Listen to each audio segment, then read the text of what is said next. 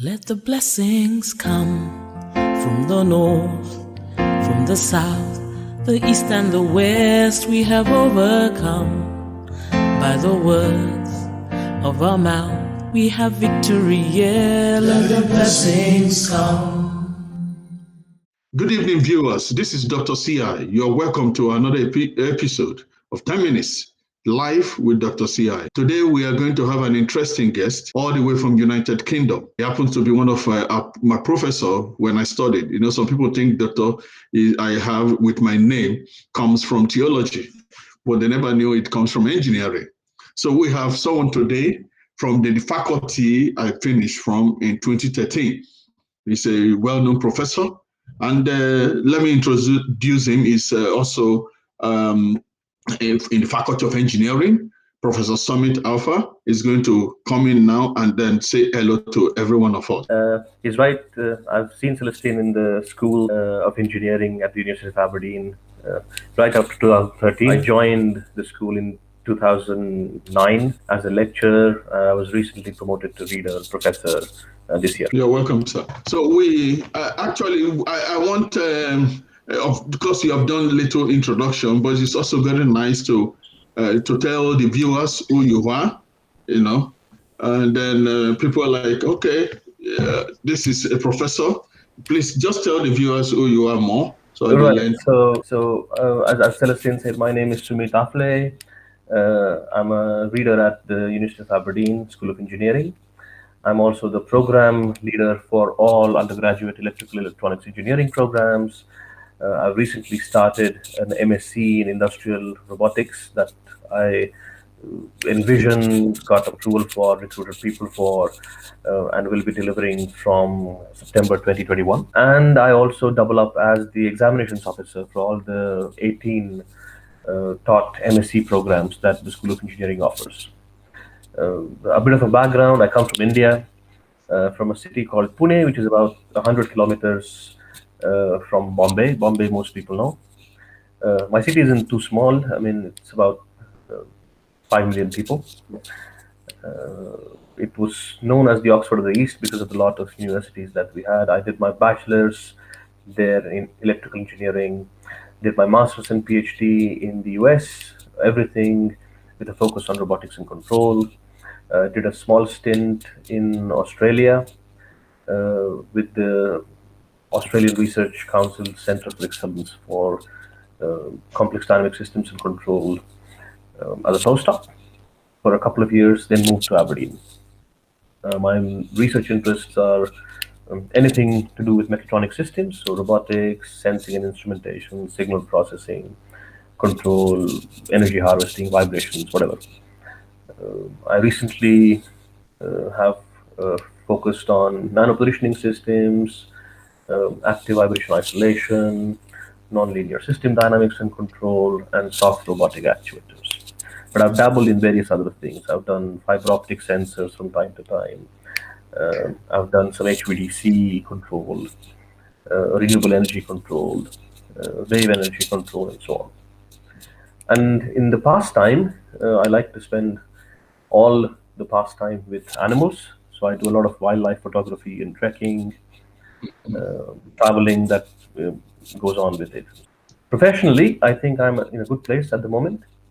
I have visited several African countries, so Botswana, South Africa, Morocco, Kenya, Zimbabwe. I think there is a significant human potential which is sort of untapped in Africa, and that is strengthened because I currently supervise a couple of PhD students from Nigeria.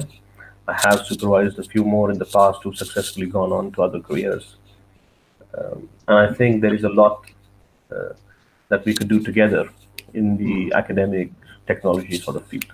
And Celestine has invited me for this. I think it's a fantastic forum to sort of get introduced to you all. So, you know, what I just summarized from what you have said, apart from the professional area, is that where you are born should not be where you die.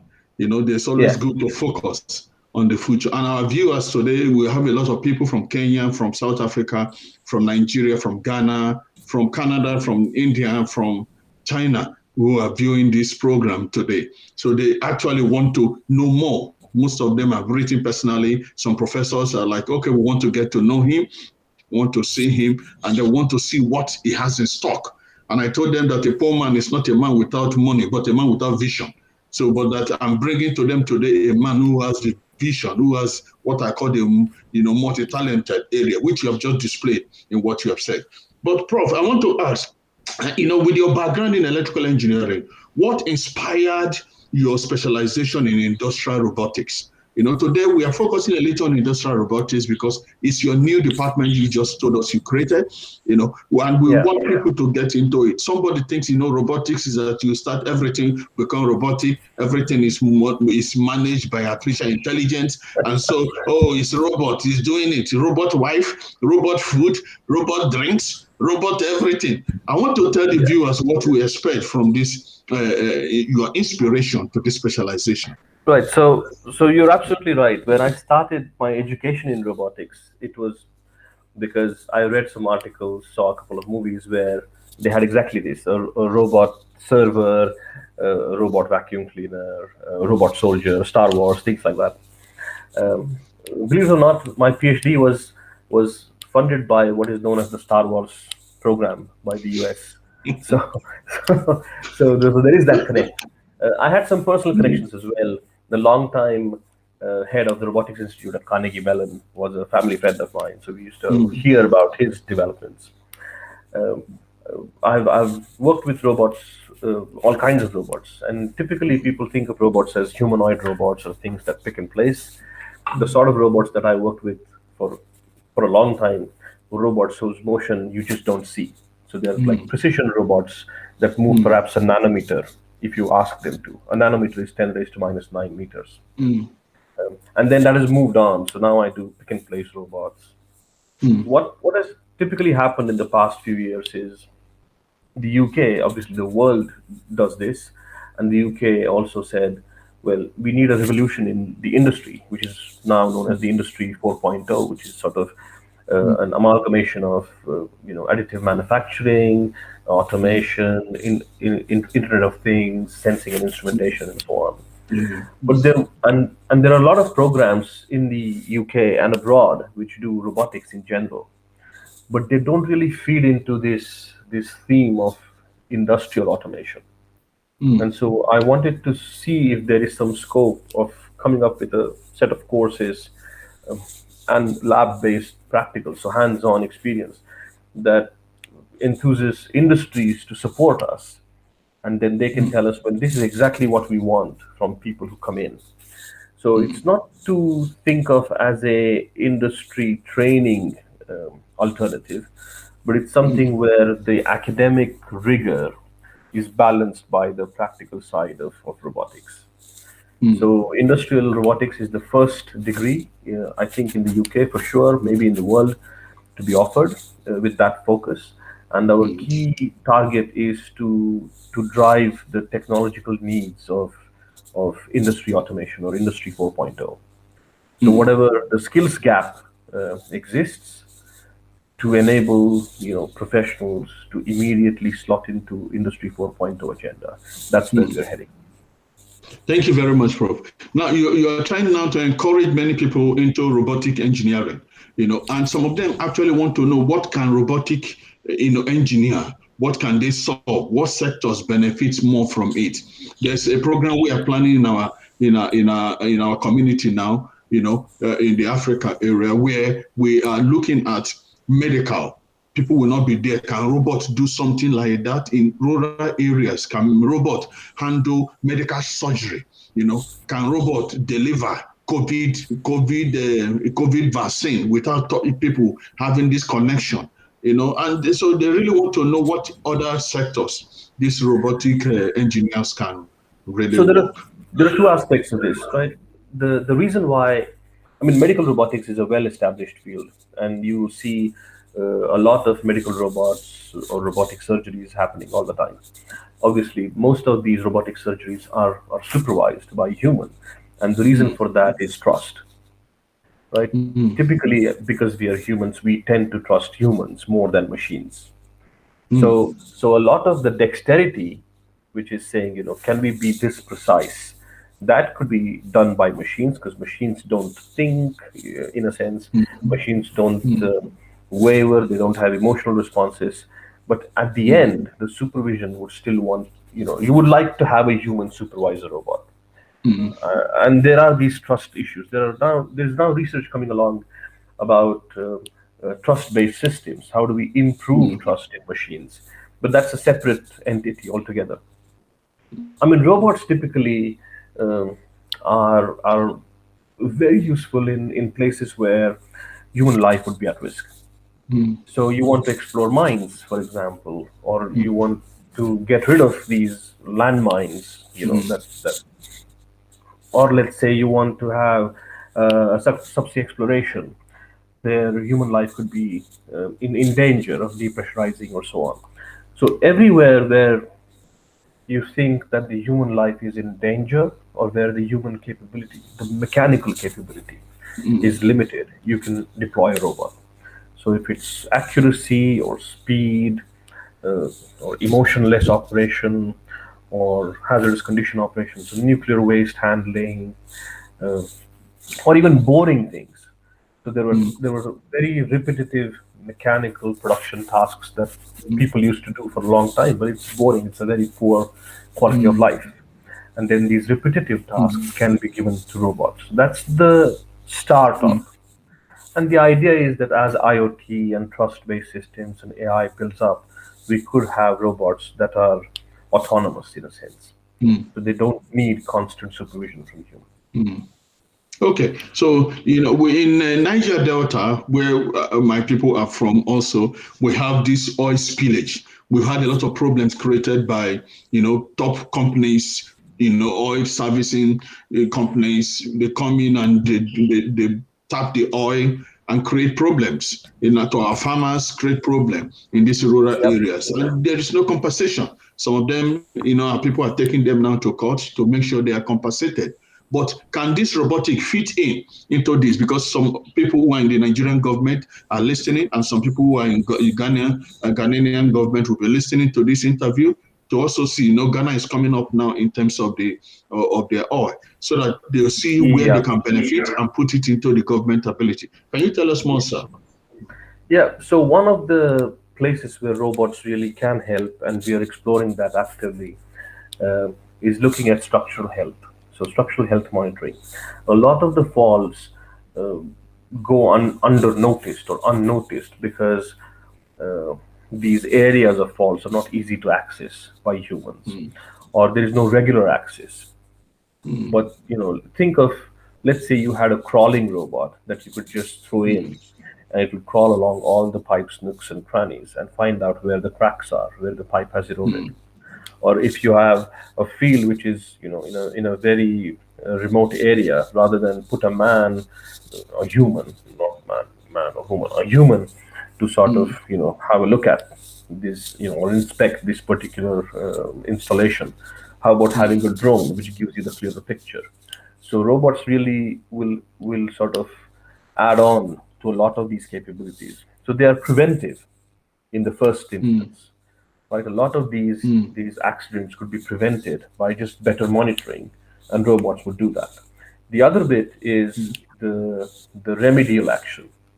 So, there are, because of high pressures or temperatures or hazardous area or environment, humans may not be able to access this fault to fix it, but robots can easily go in. Well, with good design, they could probably go in and fix these faults and minimize the disruption as well as the environmental impact.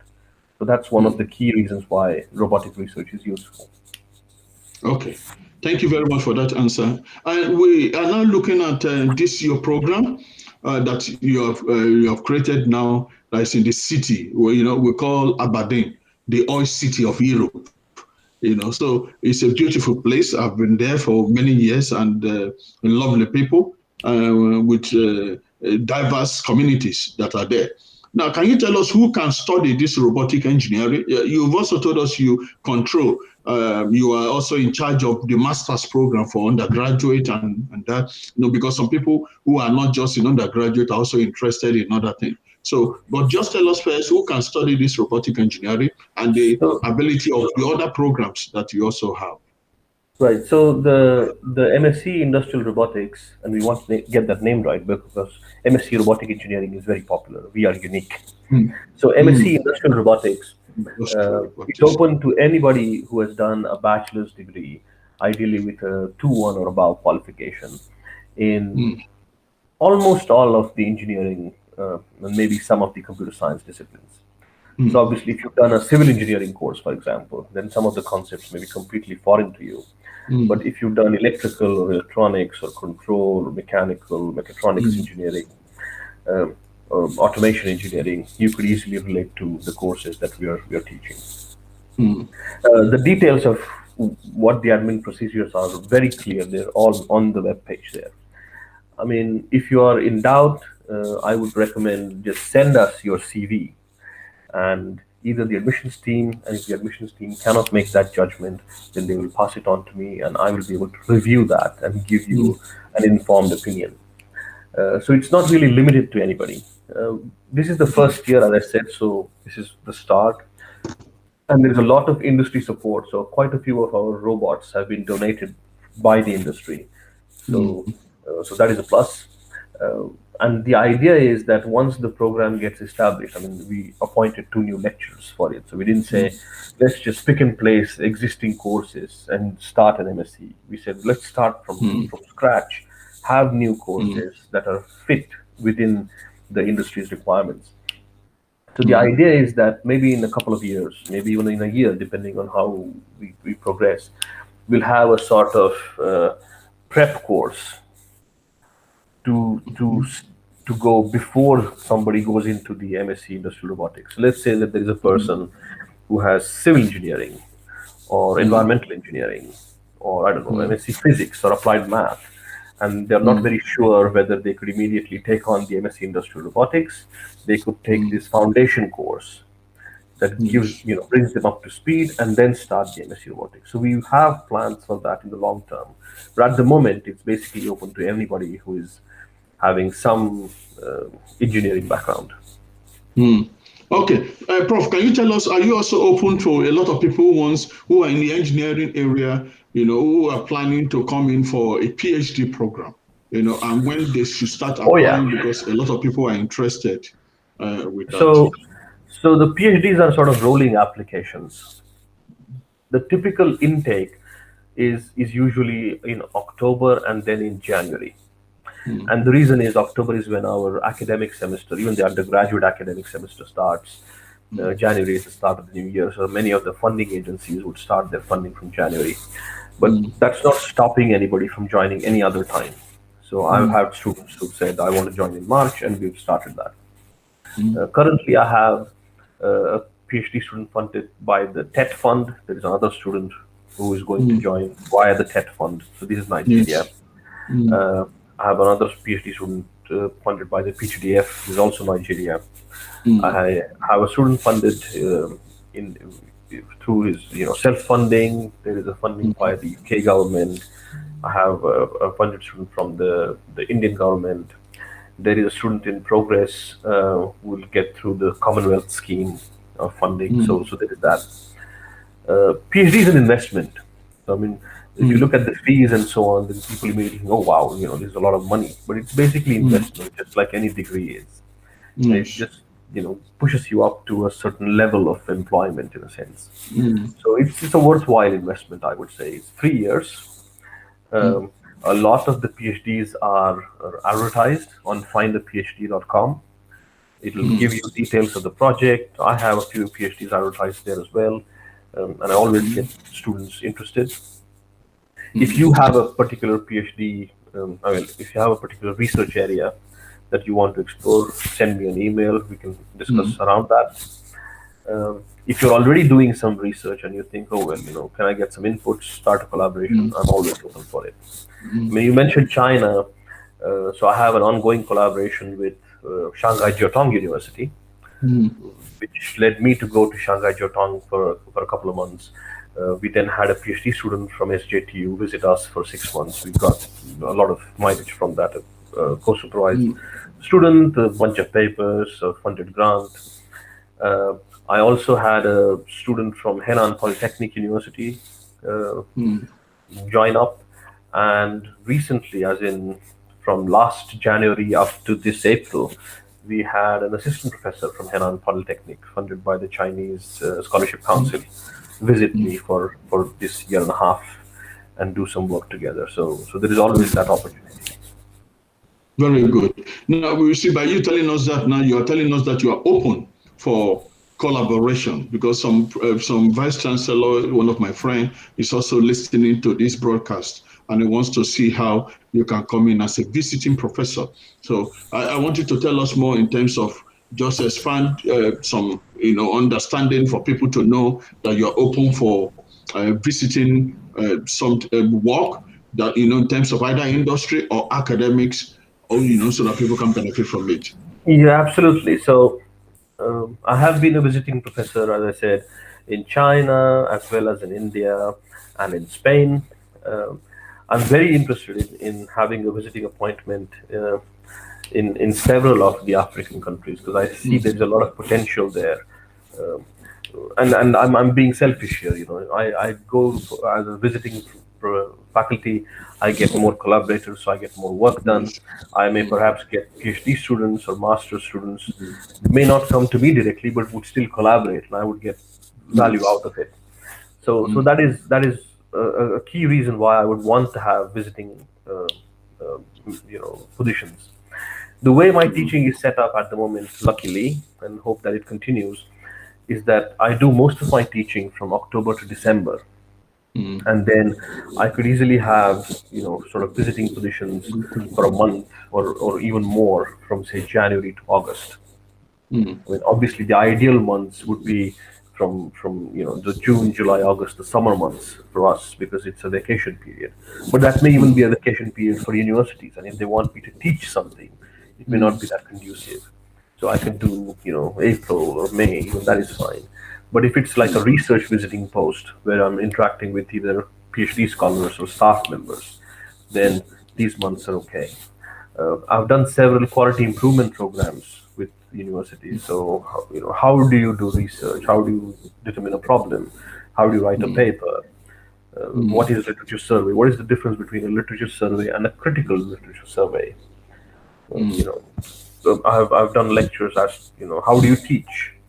Introductions to MATLAB. How do you incorporate practical aspects of engineering into your classroom teaching? So that is there.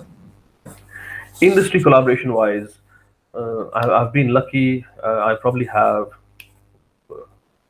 worked with about 20 odd industries so far, uh, with projects ranging anywhere from £1 million to about £10,000. So consultancies, knowledge transfer, if it's just some technical advice, being on the advisory board. I mean, all these things I've done. And I've found all of them to be quite rewarding.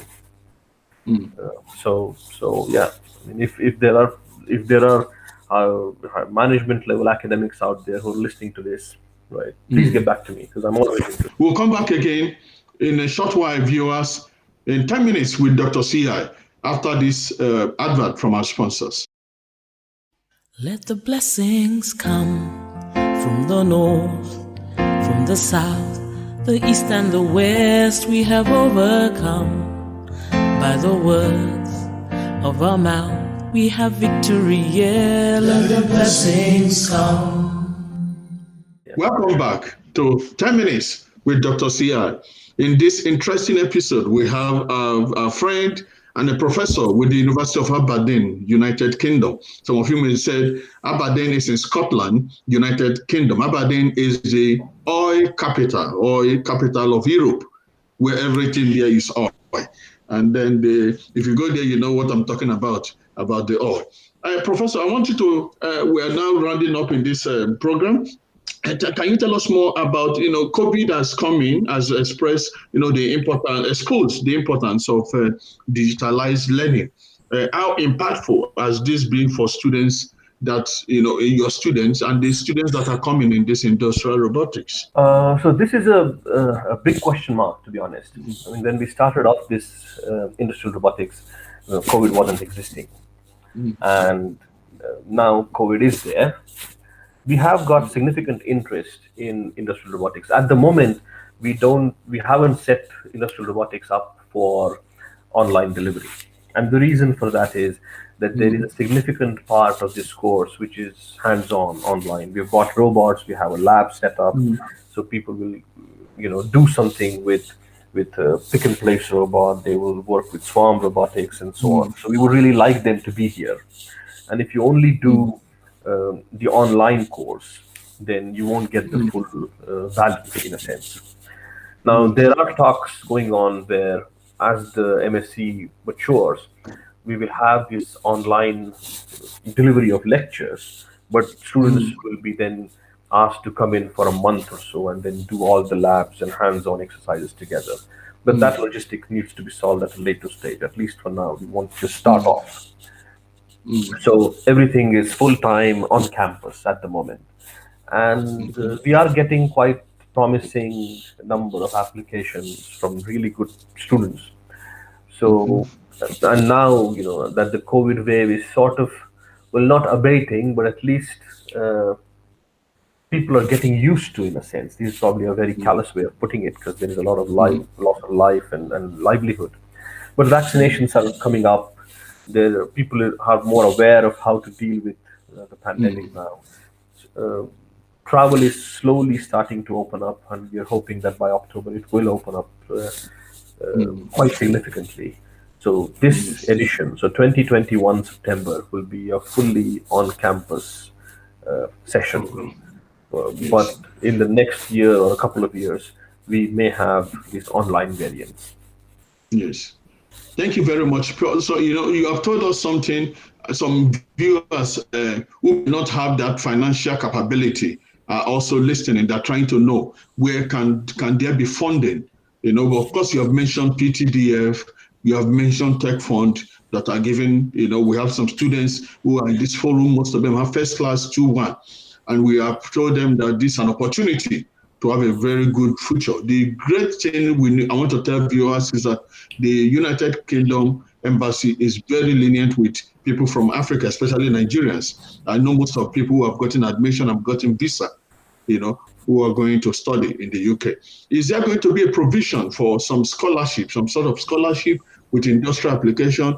And then, our students also, some of them who are applying for TED Fund, can they already quote, mention your supervision to this board when they are applying so that they can be able to get this funding approved for them Yeah, by their school? yeah. So the PhD, so TED Fund and PTDF both, I think, I've dealt with only PhD students. I know that they also fund MSc Mm, studentships, and I have no understanding of how that happens.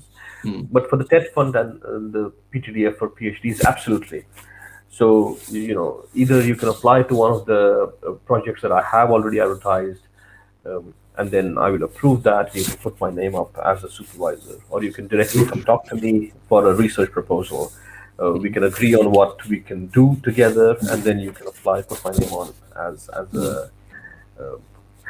If you come here as a self-funded student, and I fully agree that the financial mm, burden is significant, mm, the way we tend to sort of reduce it, and again, this is no way saying you're getting a fees exemption or living stipend mm, exemption or something. But all PhD students who are registered at the university will have some sort of teaching assistantships. mm. It's a partial. I mean, you would have experienced that as well when you were here. Exactly, You exactly. teach, Yes. yeah. So you teach Exactly. some labs or some tutorials, and you get paid some amount. I Mm, always have industry projects from time to time, and you'll get this is mm, sporadic. So you work mm, on those industry projects, and you'll get paid a stipend. Again, mm, this is under no circumstance covering any of the expenses, but it's sort of a support for PhD students to improve their mm. finances. So there is that. Yes. Okay. Please, viewers, as we are speaking now, you can see this contact on the screen so that you can follow with this contact. how you can go in and see most of the project he's talking about, so that when you are doing your application, it will become very easy. If you need Yeah. advice on areas of streamlining your application, you can send him an email. And but you try to give him time because he's a very busy professor. You'll give him time, he will respond. And that, in other words, I that will. means start early. Hmm. Okay, go on, Yeah, I Professor. mean, I've been quite decent with my responses. I usually give you a response in 24 hours. Okay. As I said, it is me being selfish. If I really get a Yeah. email from a student or prospective student saying, here is Yeah. something I want to do, there is a chance that it will be a viable research project. Mm. I would not Mm. want to lose it. So I'm quite good at responding. Okay, lovely, lovely. Exactly what he's telling you now is very true, because I was also a student at University of Aberdeen, so I could tell you much more better.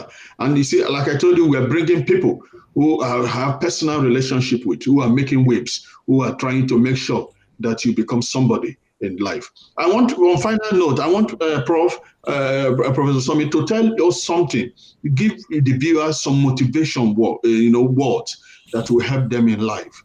You know. It could be something that you are using. Some of us have secret things we always believe in. And then people wants to hear what will push them, what will be the push for them to do what they are doing, irrespective of where they have come from. Right. So I will tell you my own story.